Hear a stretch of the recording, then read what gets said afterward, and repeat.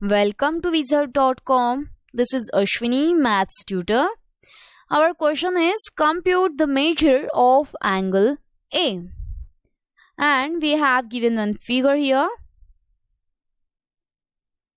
Two straight lines intersecting each other. This angle is angle A. This is 45 degree. This angle is 98 degree. Suppose this angle is angle X. Okay.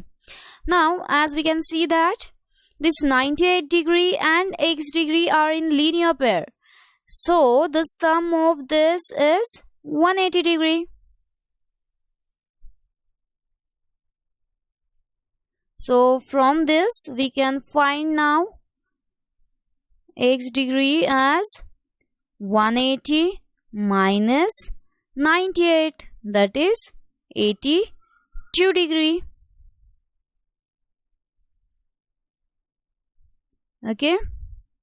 Now this angle A, then angle 45 degree and this X are also in linear pair. So the sum of these angles is 180 degree.